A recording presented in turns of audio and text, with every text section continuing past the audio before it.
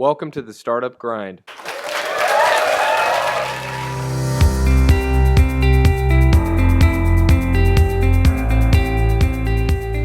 Startup Grind, we are the largest, most influential global community of innovators, technologists, startups, entrepreneurs, investors, and educators.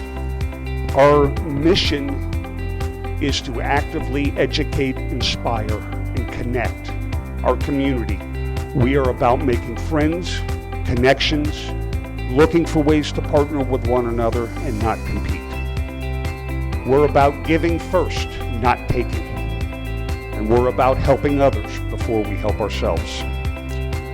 Paul Riecks is a highly successful serial entrepreneur, innovator, and over his career in banking and consulting, he has helped hundreds of businesses, from startups to large organizations, walk the path of business success.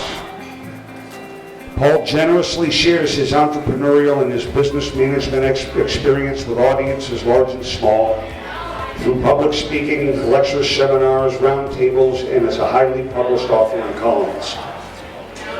Paul started his career as a senior vice president of operations and marketing for Equitable Bank, where during his career he developed over 35 successful bank products and service delivery strategies. In 1987, he got the entrepreneurial bug and co-founded a concept called Inner Circle Mid-Atlantic, which introduced the peer-to-peer mentoring and collaboration problem-solving concept to this particular region, which brings business owners together once a month to share ideas and help each other solve problems. In 2012, Paul rebranded to expand the reach for this concept and helped launch a new organization called Insight. Paul's media credits include being a panelist on Money Matters, a televised financial information show. He regularly writes a monthly column called Collective Wisdom that appears in the Baltimore, Washington, Philadelphia, and New York's Smart CEO magazines. Has been published by the Baltimore Business Journal on a number of occasions, and in 2008 he penned his book Running Your Own Company, an Entrepreneur's Field Manual. Paul graduated from our own Washington College with a degree in political science and history, and he received a diploma from the Stoner Graduate School of Banking at Rutgers University. As a testament to Paul's value to his clients and colleagues, Paul has 39 recommendations on LinkedIn. I have known Paul since 1994. I have been part of one of his outer or inner circle groups, and I consider him a close friend and a business colleague. And ladies and gentlemen, please a warm welcome for Mr. Paul Riecks, the entrepreneur's Doyen.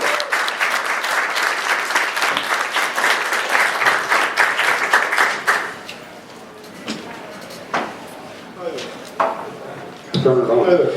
How are you? Hi, everybody. Hi. I didn't know I was going to be a startup. I wanted to be like my dad and work for the same company all my life and retire as the CEO of what I thought was the best bank in the whole world. A lot of things conspired in 1987 to change my mind. And I threw my lot in with a college friend with whom I'd also worked at the bank. And I think he stopped reading the want ads in the Sunday paper maybe a year before I did. That was in about our 5th year of business. Because our wives were constantly asking us, when are you going to get a job? And we kept saying, we got a job. Really?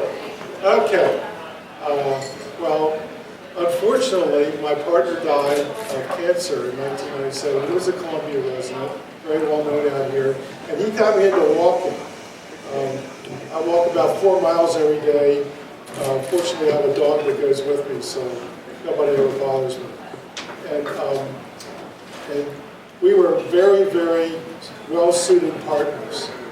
And when he died in 1997, I had to take on some of his characteristics. Otherwise, I was the good cop, he was the bad cop in dealing with our clients. And it has been my privilege and my pleasure all these years to work with people like you who are my heroes. This country was built by people like you who took chances, who thought up something really neat, sold it, made money, raised their kids, sent them to school. They became good citizens of our country. So America is probably the greatest country ever built by true entrepreneurs. So you're in great company, let me tell you. So that's how I got here, besides driving my car from Poland. I love Columbia, and my wife is a very long-term resident of Columbia, and every once in a while she does bring up moving down here. And I'm a Balmer boy. I'm a Balmer boy, hon. OEOs and the Ravens up there in Balmer. Okay, what are we going to do? I have a question for you. Okay. What's what I You use a very interesting tagline. Paul Riecks, Mr. Paul Riecks. Sorry about that. I've only known him since 1994. Yeah, and I still mispronounce his last name. It's okay, it's okay. Okay. You call yourself the entrepreneur's cookie. How did that come about, and where did you get that? And tell us its evolution. All right. How many of you have ever been to a museum? How many of you have ever talked to one of the people who worked in a museum and asked a question about an exhibit? Well, those are doyens. They're people that are not necessarily geniuses and they're not artists, but they know something about the sculpture or the painting or that kind of thing. And if you ask questions, they generally have an answer for you. The connection I have with that concept is that I don't think I've ever had an original idea in my life. The thing I love to do is to take something that somebody else has done and try to make it better. And all of the things that I'm going to talk to you about tonight are things that I've learned by observing and listening to other people who have grown, started and grown their own business, or they've inherited their business from their parents, or they've bought a business from somebody. These are all people who are doing it every day like you are, who are getting up in the morning, sitting on the edge of the bed at 2 o'clock in the morning saying, I'm going to make payroll on Friday. All of those things that we all go through. So I hope that answers the question. It was my marketing guy who suggested it. He said, it'll start a lot of conversations. Well, this is the first one. Yeah. Briefly, tell us about some of the products and service delivery things that you developed at Equity. Anybody remember Harvey Wallbanker? That was done by the Columbia Bank, which was owned by our holding company at the time. They bought it from a bank up in Princeton. And a couple times we visited up there. I think they were drinking Harvey Wallbankers every time we visited them.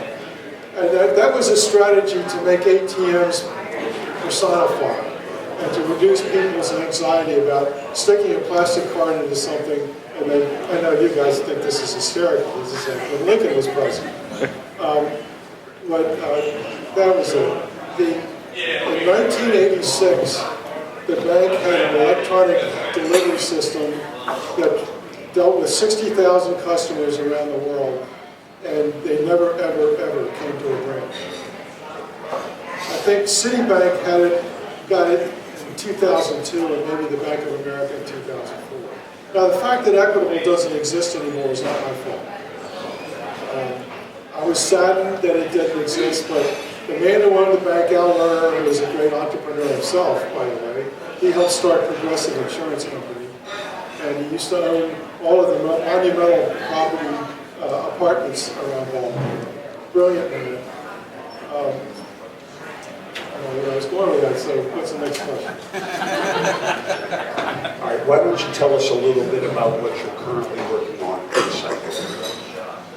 Well, what we're working on at Insight is helping people.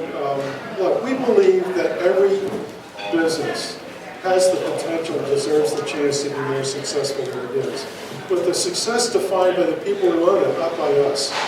I mean, nothing is worse than to sit down with somebody and have them tell you what you ought to be thinking. The best thing is to sit down with people who are asking you what they are thinking and what questions do you have about what you're thinking and how can I help you. That gives people clarity to decide really what it is that they want and where they want to go.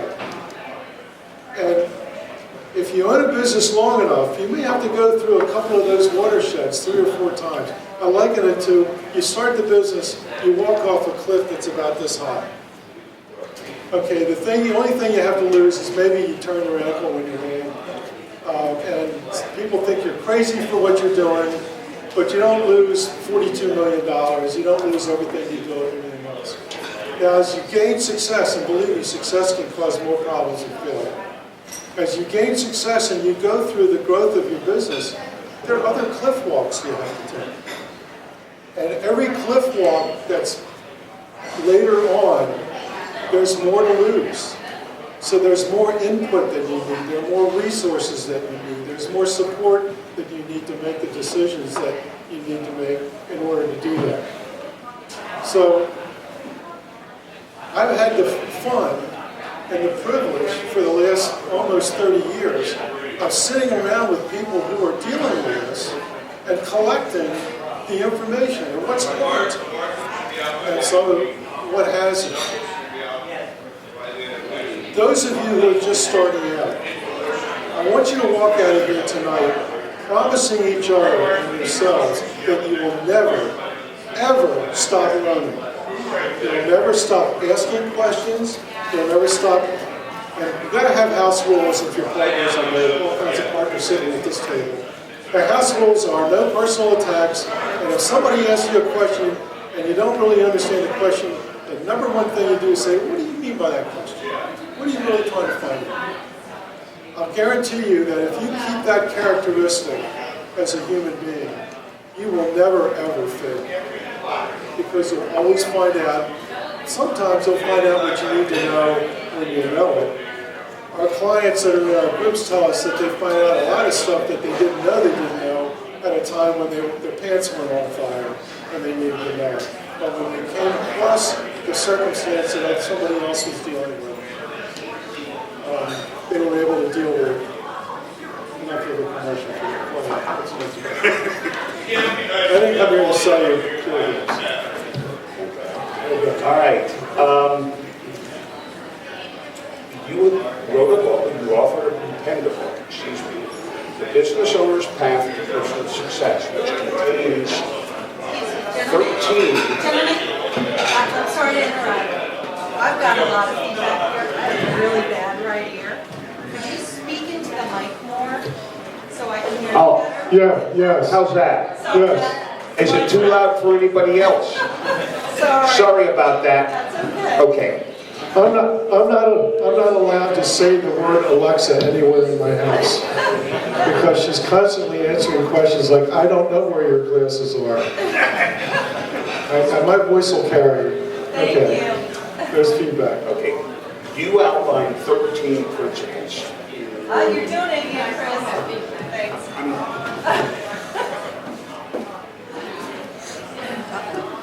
Where's he going? We don't know.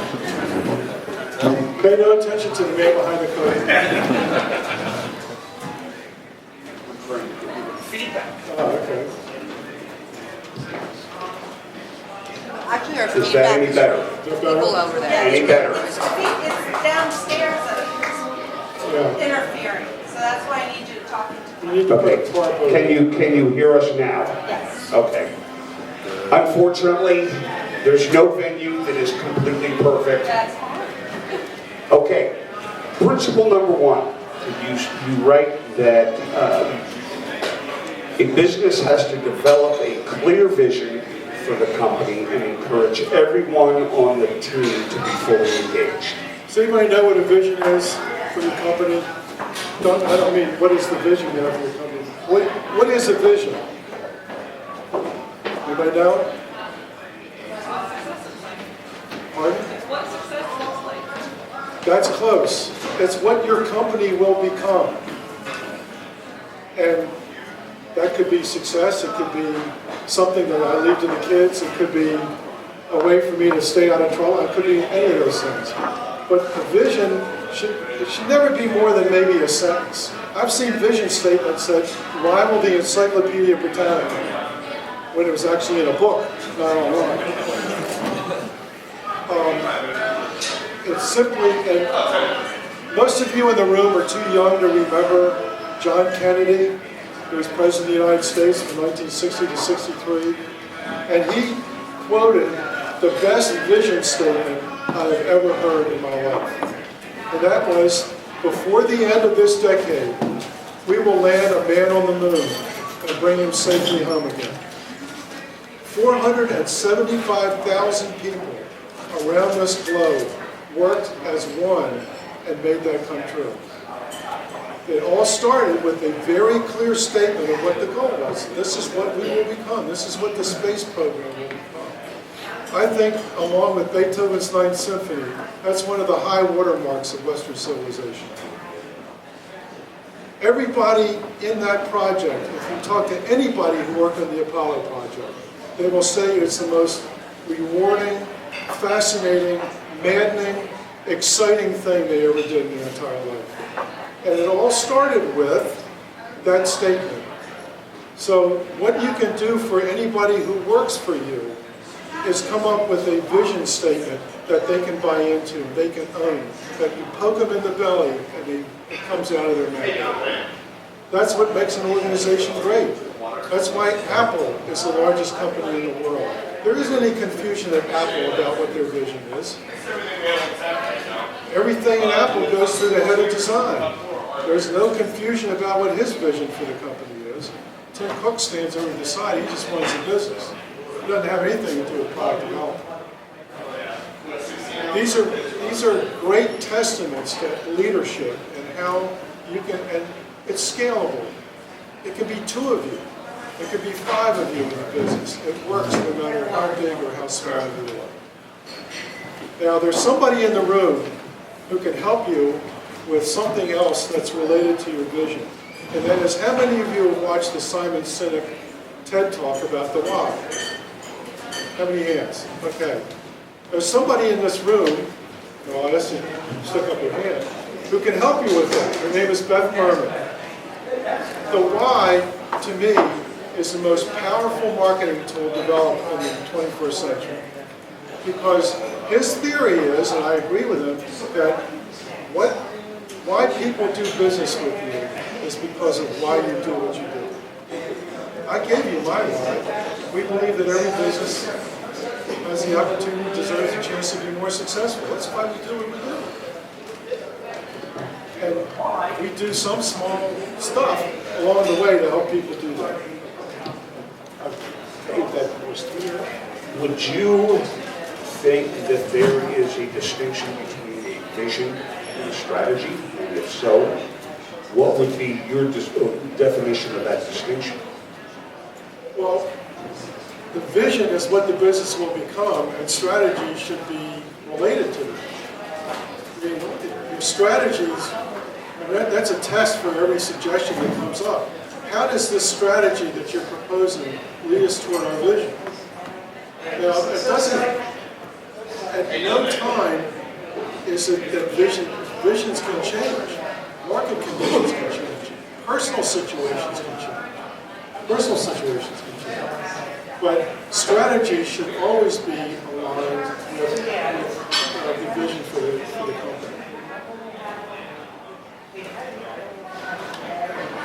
How does the core values of the individuals within the company play into vision and strategy?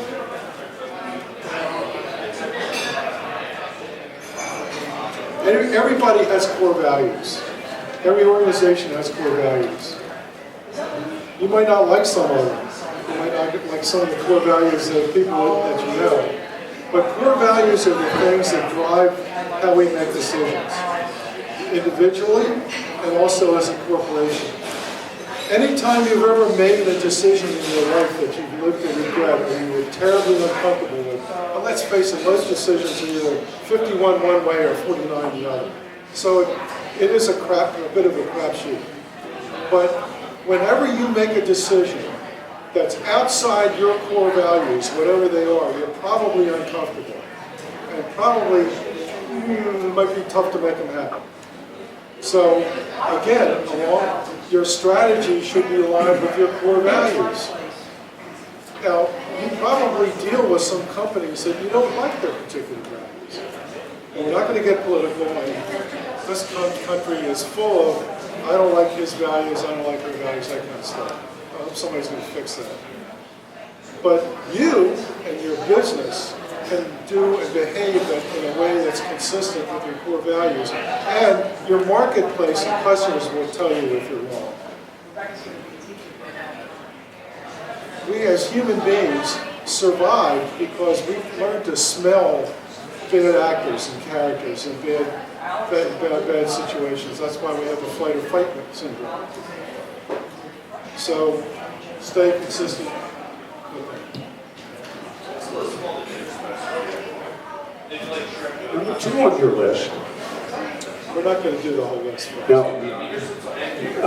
We're going to hit what I consider to be some of the most important. Balance your work and personal lives and establish indicators to keep them in alignment. And I couldn't think of a better philosophy for this organization because we're called Startup Grind for a reason. And that is we're startups and we grind and we grind and we grind, and many times to the point of damaging relationships and damaging our health and our well-being. And this point is, if I understand you correctly, there's got to be a balance.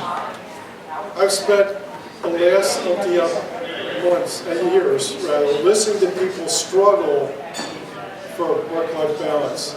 We finally are raising a generation in this country who comes to the workforce assuming that they're going to have work-life balance. They're going to demand that they have work-life balance. So I hear a lot of gnashing of teeth and wringing of hands on the part of older managers who are saying, well, wait a minute, that's not how I came up in this organization. Yep, that's right. So the people that have struggled with it, I mean, here's what members of my groups have said for those of you who are not leaders. And that is, you have to make contracts with your loved ones and your family. And you can't have balance every day. You can communicate to them when things are going to be out of balance for a little while and get them on your side, but you can't do it every day. That's the sort of good news. The really tough thing is how do you structure a management philosophy and a management strategy for people whose basic assumptions are that their work is going to be part of a larger construct in their life of adventure tourism, of travel, of education, of all the things that they're looking for and searching for in their life. And it's perhaps the time when technology and lifespan and everything else is coming up against the fact that we are not evolved as a species to deal with this. What was life expectancy 100 years ago? 45? Before that, the 20, 30 years before that, it was 30, 35. So, if we're walking around, I got arthritis in my left thumb. Well, 50 years ago, people didn't worry about that because they didn't live long enough to have arthritis in their left thumb. So, there are all kinds of constant adaptations you have to keep making to what's going on in your labor force, in your markets, and the people that you sell to, and take these things into consideration.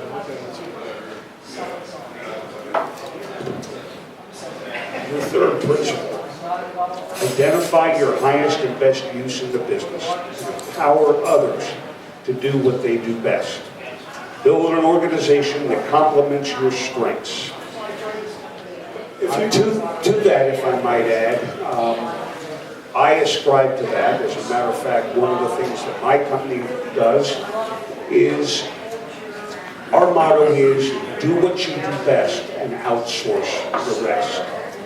If it's not a core mission critical function that will grow and nurture your company, then you shouldn't be doing it. And the next thing up comes knowing when and knowing what. And then the third that comes to mind is knowing when to let go and having the courage to do so. All right, let me talk about highest and best use. Every business has to perform 4 functions.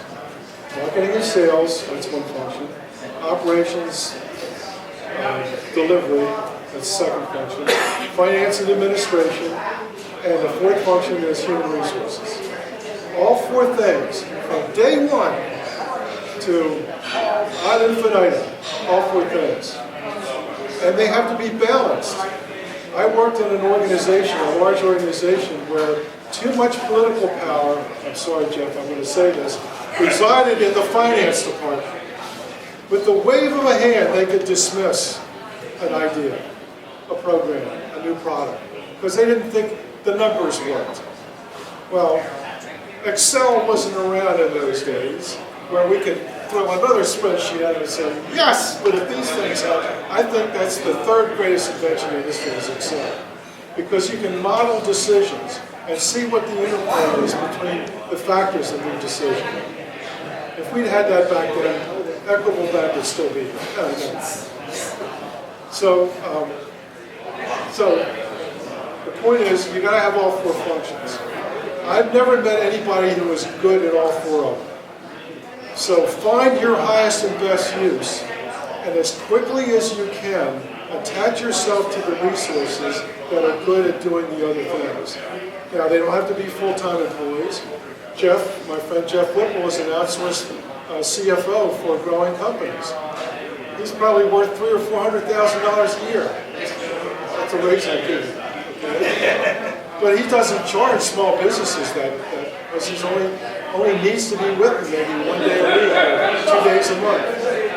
There are marketing people out there that can help you, and you don't have to pay $150,000 a year for them to help you, but they can be your marketing department. And in terms of operations, that's probably going to have to be a full-time person, because if you're delivering software as a service, if you're delivering Alexas, if you're delivering something, you really need to have those people close to you. But the balancing act has to be done all the time. Now, your highest and best use, I'll give you, nobody's writing anything down, but try to remember this. Take a piece of 8.5 by 11 paper. This is an exercise we put on our clients. Turn it on its side. That's landscape, right? On its side. Make 3 columns. The top of the first column, you write, what do I love to do? Second column, what am I really good at? The third column is, what will people pay me money to do? And you answer all 3 of those questions, as many details as you can. And then step back from the paper and look at the pattern. Somewhere in the pattern of the answers across all 3 of those columns will give you a clue about what your life's work probably is. And if you can stay to that, I had lunch today with a client who's struggling to push her business past the wall that she's in right now. She's not doing her highest and best use. She's spending 20% of her time on it. If she pushes that up to 50% of the time, her firm will be much more successful. She's got to bring people in to take that crap off her back. That's not part of her highest and best use.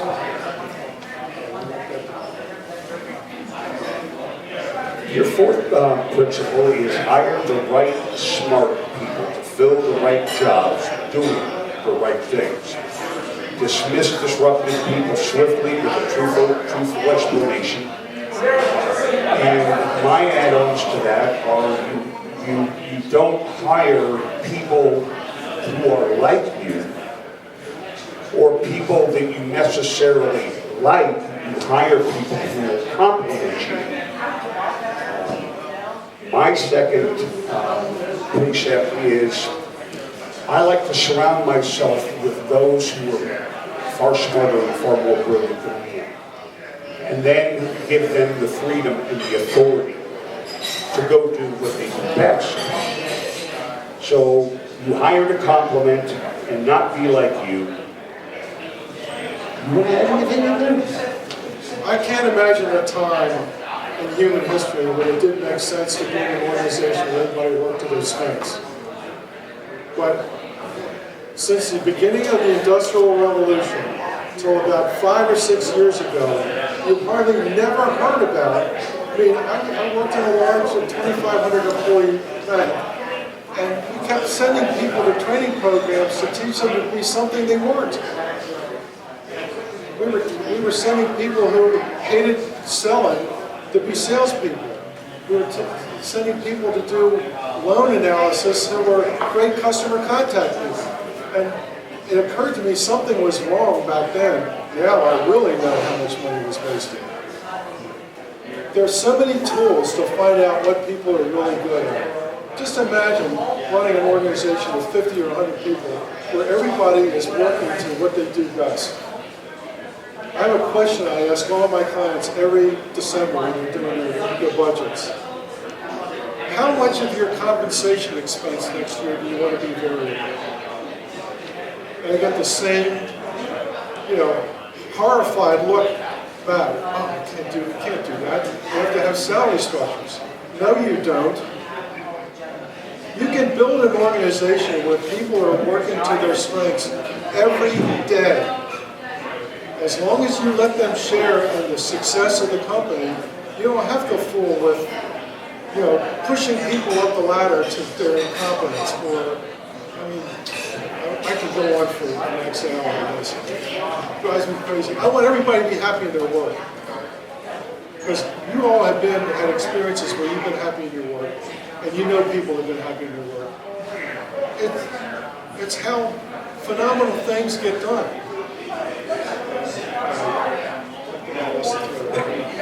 Okay, the last one we're going to cover.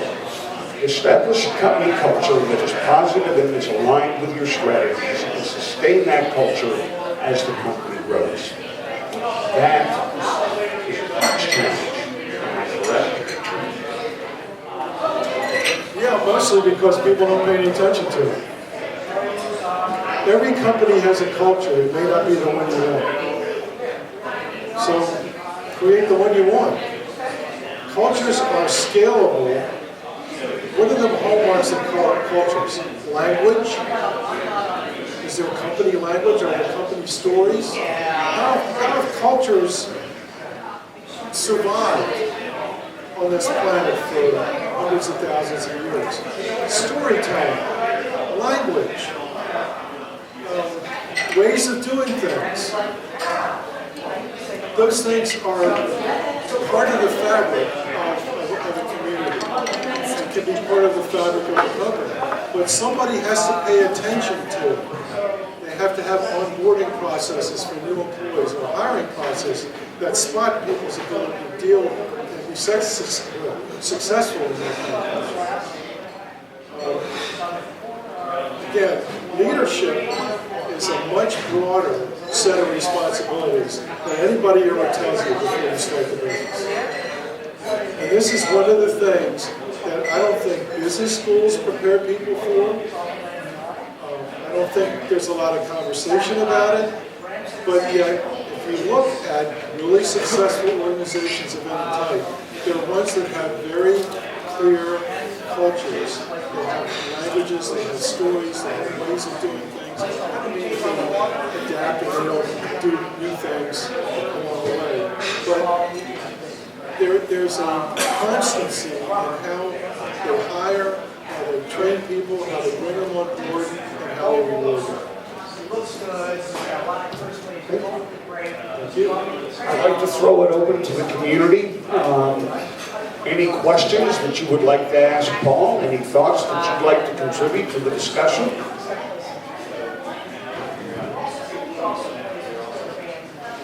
Can leaders be taught? Can you teach leadership, or is that something that you have to be born with to some extent? If it's something you had to be born with, we would have died out as a species years ago. I I think there are born leaders. My first godchild was a young kid. I mean, when I noticed this about him, he was like 6. And I was over at my friend's house, and we were watching him at the kitchen window organize a play period with his friends in the neighborhood. And he wasn't bullying them. He wasn't demanding that, you know, we play my game or I'm going home. He was helping. I mean, it was like he was facilitating a meeting. How the hell does a 6-year-old learn this? Well, he was just born with it. No, you can teach leadership. There are lots of universities out there that are trying to do that. My only criticism of them is they don't have enough leaders with experience coming in and maybe teaching. I think the really good academics are bringing people in that have exhibited real leadership in situations, whether it's military or businesses or whatever. So is there a book that you would recommend? Well, The Art of War by that's one. Sun Tzu. Anything by Guy Kawasaki. The book about Steve Jobs. I mean, we learn by example. I mean, were all these people perfect? No, they had terrible flaws. Some had terrible flaws. But leaders are people that have the ability to see things other people don't see, and have the courage to act. I don't always right, but I try to keep this really short. One of my favorite stories about leadership is, 20 years ago, Pepsi-Cola company hired a new CEO. And along the senior vice president of Pepsi, Frito-Lay and Pepsi-Cola, to New York for a meeting. And they had this giant boardroom overlooking Central Park, a beautiful, huge boardroom, a 50-foot long conference table. So the senior vice presidents and above all filed in the room, and there's a model train track down the middle of the room, the table. What the hell is this about? So the meeting's supposed to start at 9. Everybody's in their chair. About 5 minutes after 9, he walks through the door and says good morning. And he puts a train, an engine on the track, flips a switch on the table. The train goes right down the track as fast as it could, and right off the end it crashed into a wall. What he was demonstrating is that PepsiCo was at a point that it was doing really well, but it totally ignored what was coming down the road. Bottled water, different kinds of snacks, that kind of thing. So he had the courage, instead of simply sitting back and having another great year where the shareholders are happy, of saying, we better see what's coming down the road or otherwise we're in trouble. That's, to me, one of the best examples of somebody, looking beyond what the situation was, which I think is a hallmark of leadership. I don't like Tom Brady, but he's a hell of a leader. Yes. I love Tom Brady. Yeah. Okay, well, we're not going to talk about that anymore. Any other questions? You mentioned 4 things that a company kind of has to do or be good at. You mentioned marketing, sales, operations, delivery, finance administration, and HR. What do you consider yourself best at? My highest and best use is getting people to talk to each other. And then after that, pulling it together into something that makes sense.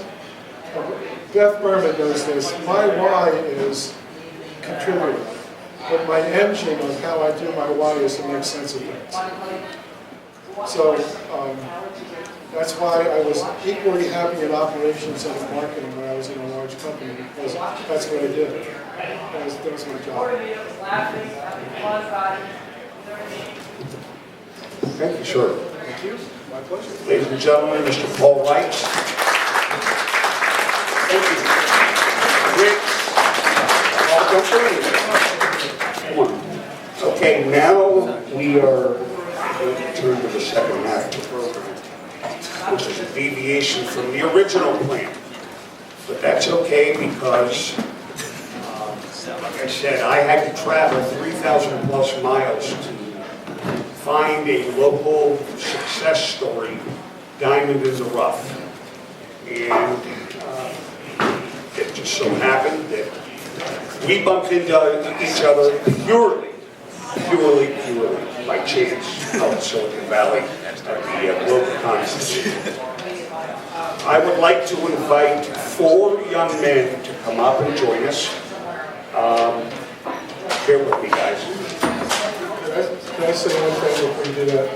Yes. If anybody would like to have the list of 14 things, give me your business card, and just write a list on it, and I'll email it to you.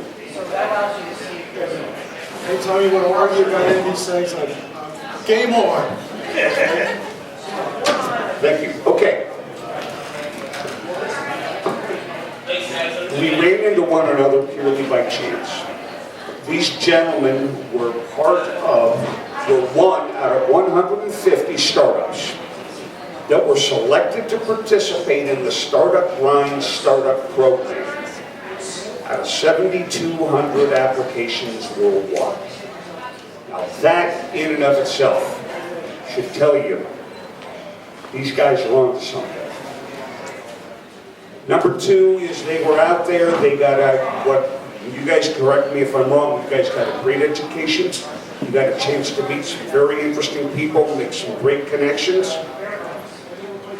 And I believe you guys were also selected as one of the 50 to enter the SoCal program, am I correct?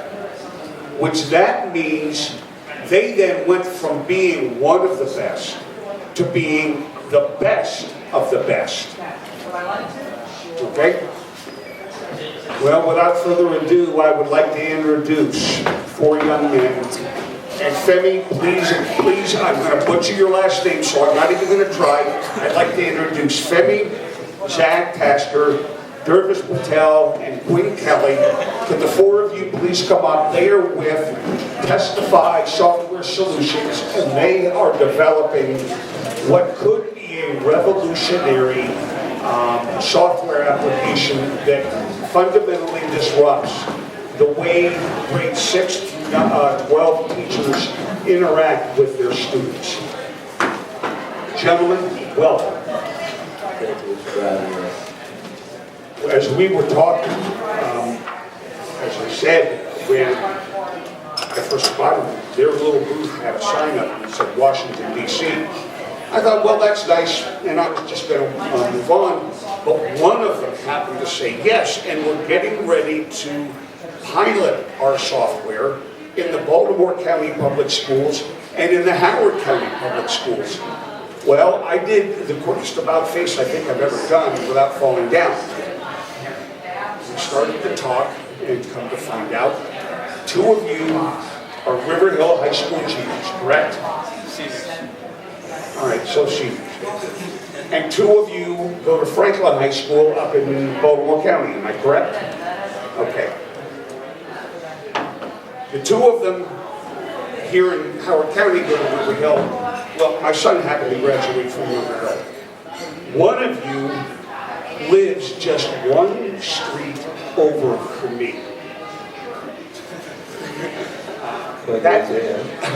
What's that? So, these gentlemen, high school students, are right at the cusp of something great. And without further ado, gentlemen, I would like for you guys to tell us more about what you're doing. How did you get started?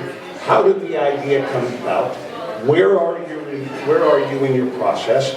Give us the full 9 yards. Back to back. Yeah, so me and Zach, we got started with the company about a year ago. Lester and Quinn came on a bit later. It kind of just came out of boredom in class, where me and Zach, like, SAT scores are pretty great, our grades just really suck, because we weren't engaged in the classroom. And it's not like we didn't love learning. You can see in our test scores that we still loved and we found a way to learn even outside of school. But within classroom, in fact, like the UI designs of our app, I was sketching them out in my AP chemistry class because I was like journaling out. And so we really try to find a way to help our teachers better connect with us as students, because there's a diversity of us in one classroom. And we found, like, talking to dozens of educators, that it takes them about 3 to 4 months to really understand who we are as people, who we are as students. And so we decided to create our program called Mind Map. And essentially shortens that time from 3 to 4 months all the way to 4 days. Because we're able to understand who you are, what you want to do when you're older, and how you best learn through a 13-minute film. From that information, we provide your teachers best recommendations and strategies to implement within their classroom, so that's to help their class overall and help each individual develop one-on-one. Okay, so you guys got started, what, a year and a half ago, plus or minus? Yeah, plus or minus. Okay, how did the 4 of you come together?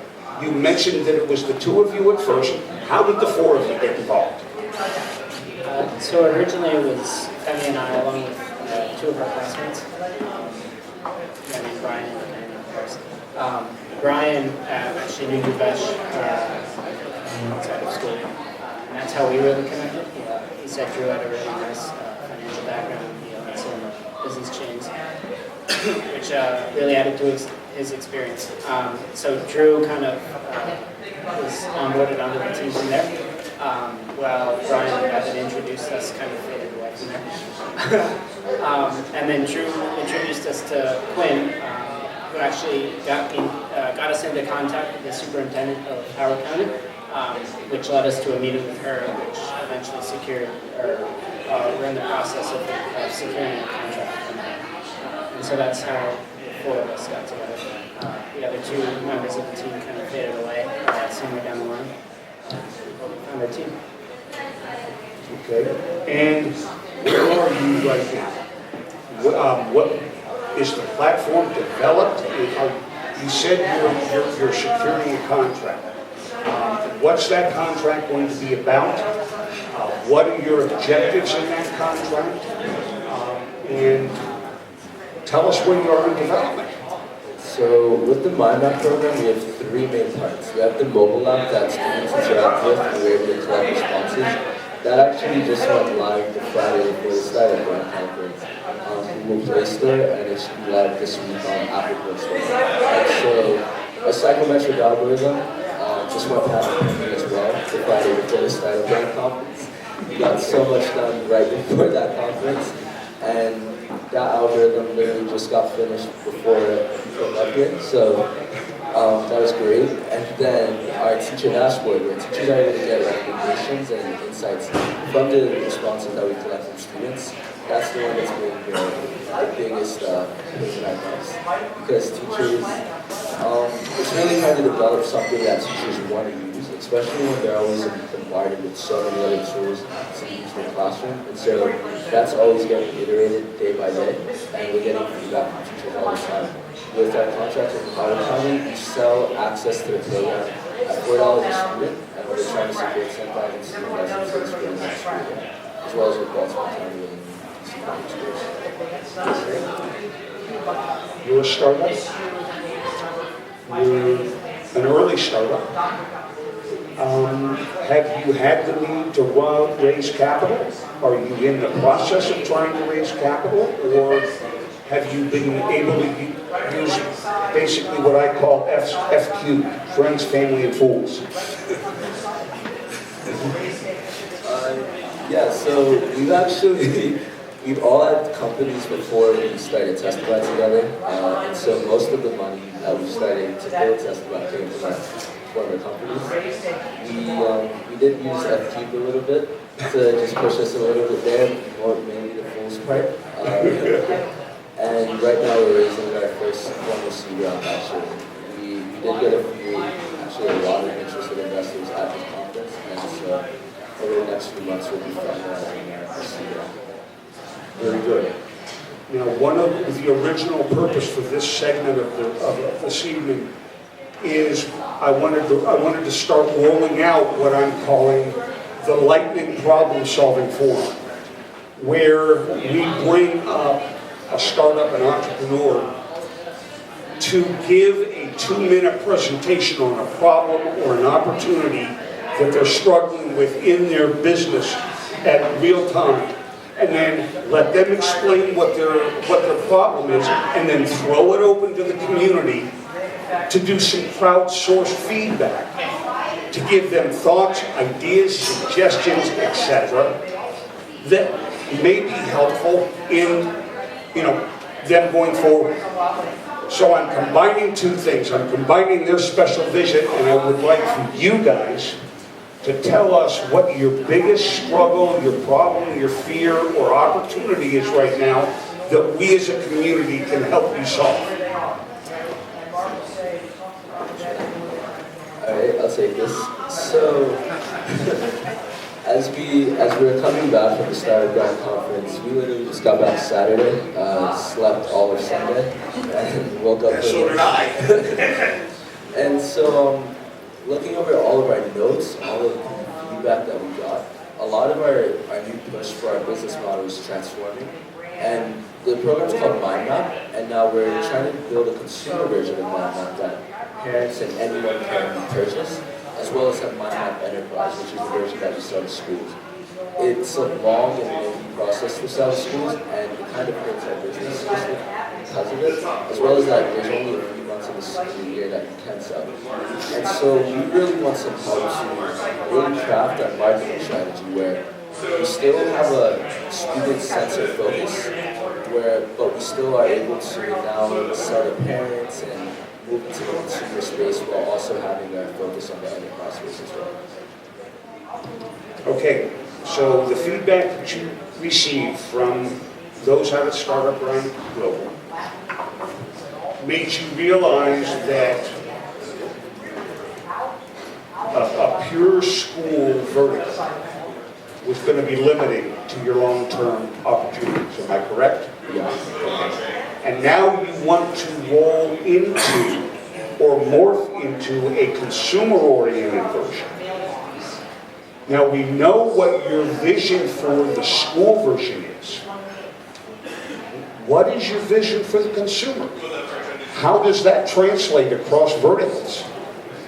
So when we first got started with Testify, it actually it was from a friend of ours who was a pretty smart guy, but he was very reserved, and his mom didn't understand him as a person and as a student. And so she had him take one of these personality tests, which actually was a trash test. Myers-Briggs is not really a good psychological model. But that's how we actually got started with the idea that maybe if our teachers had access to this data. And so it's more so that helping the students get understood by their parents and by their teachers so that they can be best helped and progress to their success. And that's our whole work, being a student-centered focus. Even though we are now progressing now, just not from schools, but also at home life as well. Okay, so the problem that they're struggling with is they've identified that the one market that they thought was going to be a huge opportunity has certain limitations to it. And they're looking for help in terms of marketing and positioning. So, Paul, would you help me facilitate this with the group? I guess the first thing that I'd like for you guys to do is to ask questions of them so that if you're unclear, they can maybe help clarify their thinking, or you may be able to ask questions that will help them clarify their thinking. John. Okay. Here we go. Here.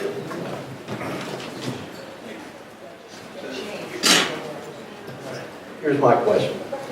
From what I'm gathering, your original idea with the software was to take a teacher who's totally unfamiliar with the classroom of students and quickly get him or her up to speed about the individuality of each student so that they can figure out how to motivate them and engage them. How does that relate to parents who have born and bred and raised their children? And what kind of insights are you expecting them to get from this software that they don't already have? Just leave me at the stake. That's a great question, and that's one that we actually have been just wrestling with a lot of the parents we met there, saying, I always assumed my parents knew everything about me, but then again, how many things do you know about your teenage child? Yeah. And so, really leave me me at the stake. Really just give clarity to the parents that may not really understand their kids, that want to help them in school, want to give them the best tools to help them learn outside of the school environment, and provide them, so the insights we currently give them are like their unique personality traits, so not just like the outer layer, but as well as very inner traits. We give them different career interests that are benefit, that match that child. So we don't say, oh, you're going to be an astronaut or you're going to be a doctor, but we give them different fields that that student can progress in, essentially, and have success in. And then we also give them the best ways that that student learns, whether it be practical learner, an analytical learner, an emotional learner. And now parents having access to this, we don't just give the data, especially the teachers, because that would be disastrous. We give them recommendations and things that they can do to help that student better. And we'll give the same type of recommendations to parents to help them engage with their child better, as well as help that child progress further. And so it's not just more and more data, it's really these insights and recommendations. Where is that coming? So we have our team here, and then we have our team behind us that people don't get to see. We have a psychometrician who has a PhD in psychology from Bowling Green State University. We have an algorithm developer who graduated from MIT. He's currently in Irvine, California. We have a team of great developers, and so they're actually providing recommendations right now. Me and Zach literally talking to them all day about recommendations. So is this the algorithms? Is that a machine learning aspect of it? Exactly.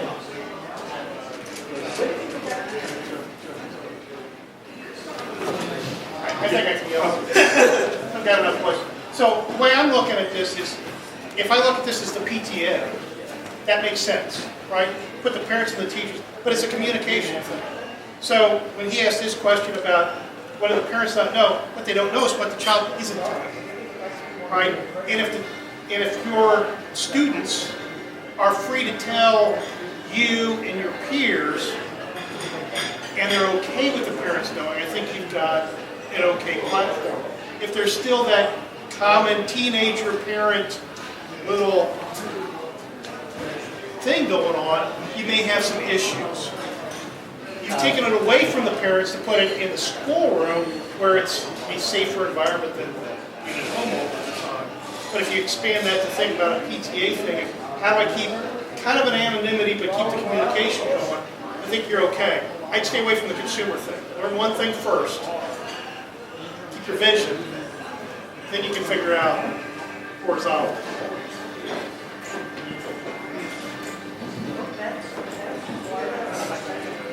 So having worked with startups, I find that there's a big fight between satisfying investors and satisfying the market. So have you had any aspect of that, because you are seeking investment or you have some baseline investment? Talk a little bit about that. That's actually a big thing we're going through right now. So investors-wise, they see the education market, and it is a very big market. In the U.S. alone, it's an $8.4 billion market. Globally, it's a $220 billion market. And so it's not like there isn't money there, but they do want to see that, they do understand that it's very hard to sell to schools. And they want to know that when we're not selling to schools necessarily, can we still expand our revenue streams? Because if we have just one revenue stream and we have a down year with our sales school cycle, then they're concerned because there's no other way to raise that money. If we decided to go the non-investor route, which I've considered many times, that's something we're going back and forth internally all the time, but maybe we just keep this by ourselves. We only focus on revenue and grow that way alone. I would only stay in the school market, but then working with investors to really grow faster, they want to see, oh, are you planning to expand to different markets? That's exactly. That's the biggest thing with us. So that's where You said earlier that the individual cost per student was $4. In the bulk sale to schools, yes. And that's for a year? That's annually. Annually. So I'm going to throw an idea out to you. But I don't think your market is a super. And I don't think your market is the parents. I think your market is the kids. And if you set your system up so that each kid that buys this service can then decide who they're going to share it with, you don't have any problem waiting to get them to buy, because those young people certainly have enough money to spend $4 a year for a service. What you've got to do is have some examples to show them the value. And then they have control of it. So if they don't have a good relationship with their parents, and they don't want them understanding them better, they don't have to have them understand them better. But if they're willing to make it available to the teacher, and even if it's only 10% of the students in her class, it doesn't cost him anything to use it, why not? It's an interesting idea, because my son's going to use my Apple ID anyway. Hey Dad, can I buy this app? I want to add one additional market. I'm going to connect them with one of my clients who is a former deputy superintendent for instruction in the public schools. He started a workforce development company about 20 years ago. And he morphed that into e-learning. He was a pioneer in probably the first online community for teachers around the world. I'd add teachers who want to have additional traction in the classroom as a direct market as well. Are you familiar with the store's learning how? You ever heard of learning how? Well, you can go to any learning house store anywhere in the United States, and you'll be the only non-teacher that's in your buying business. Because teachers that want to achieve excellence are always supplementing whatever materials they're getting from their school system. I believe the school systems will continue to stay in school and show this stuff away. But there'll be no stopping a teacher that wants to get better outcomes. If you can somehow reach them in addition to the students, then after a while it's going to grow to a point where they can't ignore it.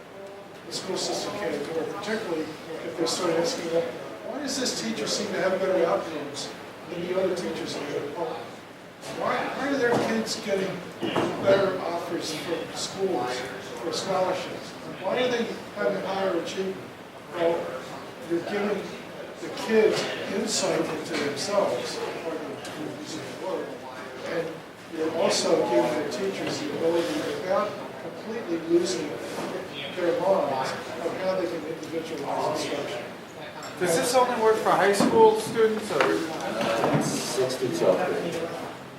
6th through 12th grade. So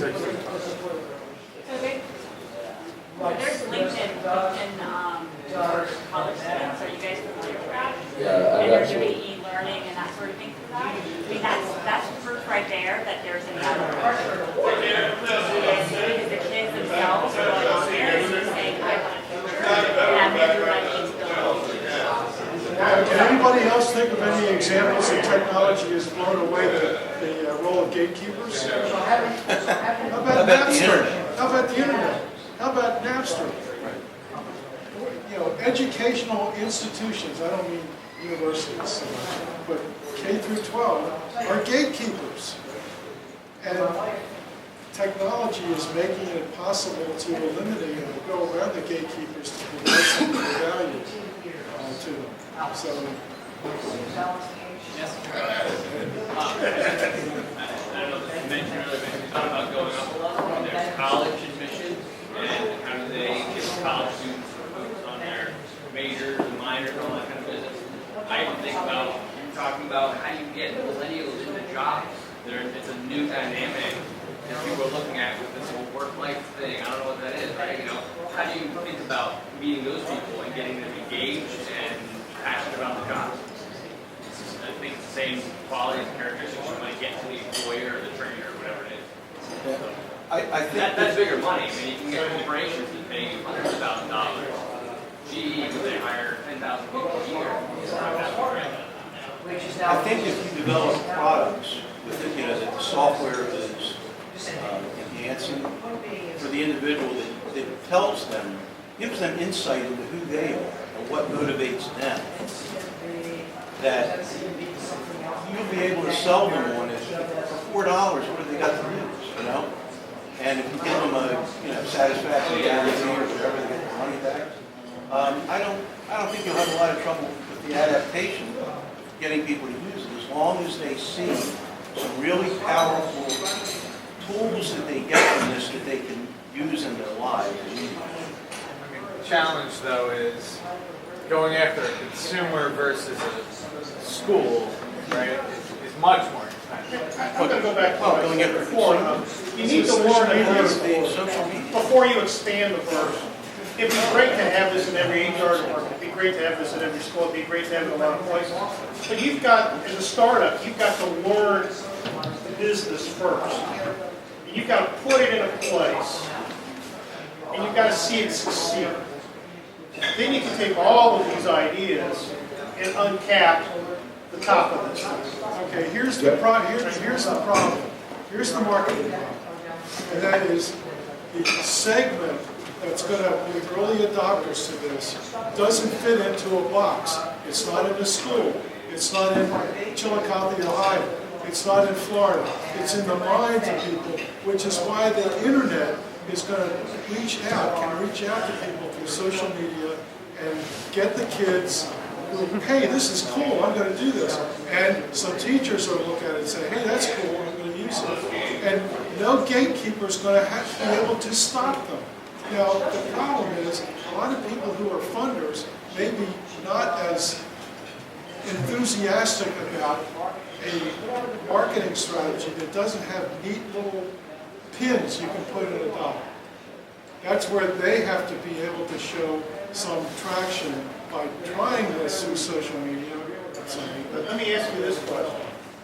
If everybody in your school used your software, but no teacher, what would happen? The kids would be running. I think that's the point. There would be It'd be worth $1 million is what it is. Yeah. It'd be worth $1 million. If the students used it and the teachers didn't use it, it'd be worth $1 million. That, I mean, the reality is you have to get to your users. So I do UX UI. It's all about your users. I also did $800,000 of marketing to young youth for University of Maryland. And what they're doing is in the same model. So it's already out there. It's already proven. They're already doing it. So just keep doing it and connect to the market. So back to what you said, I had a question. When you say all the students are taking it, but none of the teachers are using it, are you including teachers not engaging and interacting with the dashboard? Yes. Because to me, that's where you have to mirror this up. Kind of, and I like to play this against Paul a lot, play devil's advocate a little bit. You can internet this all you want to, if the students all want it, but the teachers don't adapt it, you're creating frustration and not a solution. What I'm saying is that some teachers will. Some students and some teachers will adopt it. And somewhere in there will be a chemistry and outcomes that will be, people will not be able to ignore. But in order to get enough numbers that are paying $4, they're going to have to go around the pins in the map. They're not going to find enough Howard County supervisors to follow it. I mean, when I introduced him to Nick, he'll tell them stories about principals that used his program and got fired because they had great outcomes. And that was ruining it for everybody else. There you go. That's great, isn't it? All right. You start on that. Let me ask you guys a question. What have you heard here that you can take away to help? I think one of the biggest things that I've heard is that, traditionally pick one method and you stick with it, right? Whether that be school districts or students or parents. But we're in an age where no longer do you need to pick one method and go with it. You can avoid the pins and needles and kind of find a solution where you incorporate various attributes of different methods and have a user base that doesn't have to be purely students or purely teachers. And you can kind of take a mix of all of them. I think the biggest thing I heard here is the dialogue back and forth where the solution isn't going to be found in one day. You're right. It's always a person, it's gonna be, and we have the luxury as a startup and not a big corporation that's like already rooted in their ideals. As a startup, we become flexible. We try one method. If it doesn't work, we use data. Data is saying that doesn't work, and we try another method. And as long as we have some money still in the bank, we can keep trying more methods until we find what works and what fits in our vision as a company as well. Because one of the biggest things here is that we started the company to help our teachers understand us better and be more engaged in class.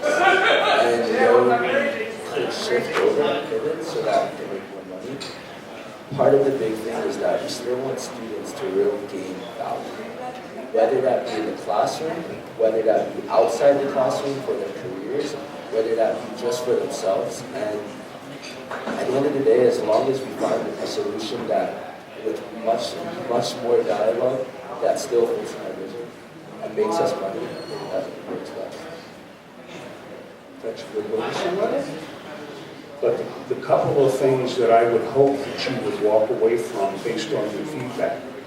Number one is all about focus, okay? And I can speak firsthand.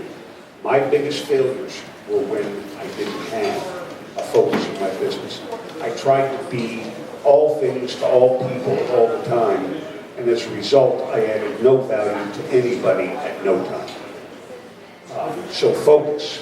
Number two is, I think you said it best, and that's be flexible. It's one thing to latch on and run with something that's good. Far too many companies will latch on to something even though it's mediocre or failing and just not be willing to let it go. That's setting the organization up for failure right then and there. So hearing you say that 4 of you are going to be very flexible is a very positive attribute. I now will invite those of you here who have an interest in talking with these young gentlemen further to do so right after I do 2 things. Here's the question I told you that I was going to ask you. This is going to require your collective analytical brain power. Look at this room. Take a good look at it. Count how many people? No. I want you to estimate how many pennies it would take to fill this room. The ceiling slants and what?